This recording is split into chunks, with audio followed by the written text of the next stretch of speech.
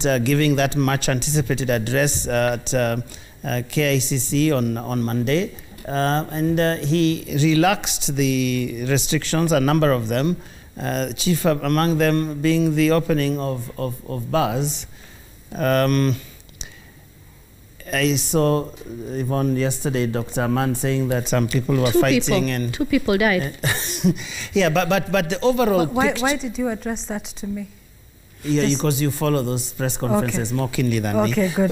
No, okay, just to be clear, I heard us speaking of admission to the bar, so... Okay, well, that I will you're take. best qualified to get us started. You can do an explainer.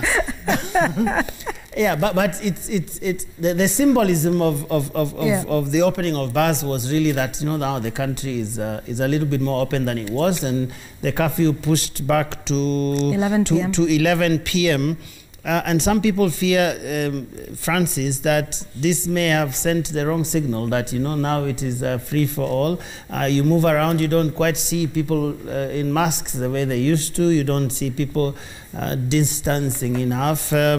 Is that the sense you also get in Banana? Because I see it around in Kajiado. But you see, Joe, I'm still not sure what was reopened, because a lot of these things opened a long time ago. Actually, even for the bars, only the front door was opened, because the back door was always active. I mean, people still...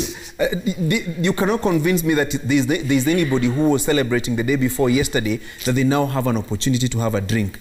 Those who drink have been drinking anyway. I mean, people had found very interesting and ingenious ways of drinking. I'm aware there are some pubs that were even selling alcohol using flasks. You know, yes. Really? I mean, any town. You never disclose town. Any town. Really? Any town. Yes, so of course it's after the fact. My point is, all that was opened was, you know, the front door. The back door was always active. It was working. But what is important is that I hope that the country will not regret that decision. But obviously, the government was also under pressure in the sense that there are people, thousands of them, who lost an opportunity, who lost their jobs because they were relying on the entertainment industry, so to say. I mean, there are DJs, there are musicians, there are bar owners, there are waiters and waitresses, there are people who sell meat and everything else. They were really relying on the reopening of entertainment joints and bars, so to say. I hope there will be, you know, observance of the guidelines that have been issued by the Ministry of Health insofar as these bars and entertainment spots are operating, and insofar as they are concerned. But more importantly, it is also important to, you know, speak a bit about the taxation question, because the government was also losing quite some tax.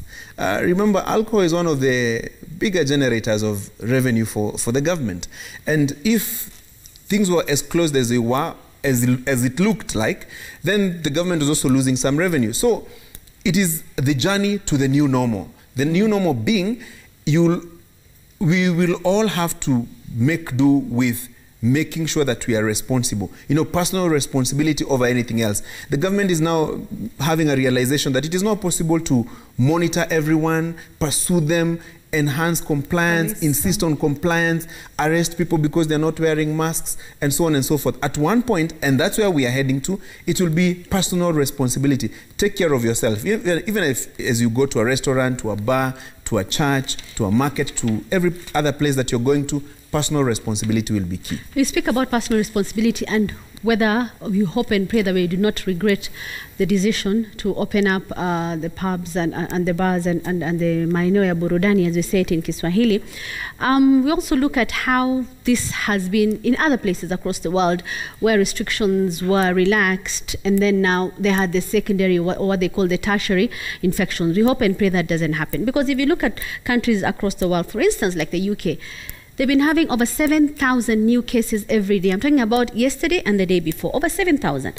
We go to other countries like Germany and Spain. They've had to announce again new tougher measures, because apparently the cases started going up because of things like family gatherings and meeting in such places. In where maeneo kama haya burudani tunasema, it's amazing when you hear that a country has about 10,000 new cases, or about 14,000 new cases. In fact, in Spain, between September and 14th and 20th, there were over 70,000 new cases of COVID-19 which were reported. So for me, I look at it in terms of, let's be careful. Unasema kila mtu, personal responsibility. You cannot police everybody. Watu wajichunge. But the mood in the country, and we've spoken a bit about this before, is like ni kama corona isha. We've traveled to places. Joe, you've told us about how you've gone to different parts of this country recently. And ni kama tu Nairobi ni watu wanavaa masks. Kule nje, watu hawavai masks. Behavior watu ni kama corona imeisha. And I think that narrative, as we've said, is being encouraged by what we see our politicians doing. Wanaenda kwa mikutano ya kisiasa, kuna mask, kuna social distancing. So the image that's creating in our minds is like, hii kitu hakuna isha. And then now we start misbehaving. I just think we need to be careful not to go the route of some of these countries who are able to cope with this better than we can. Just that Mungu anatupenda, I keep saying Africa, that we've not seen what some of these countries across the world have seen, maybe in Europe and other parts. And of course, the education issue is also something we need to discuss. Lina, so that we talk quickly about education as well. Actually, I was already going to education by saying that opening bars was the easy thing. It doesn't require a lot of complications.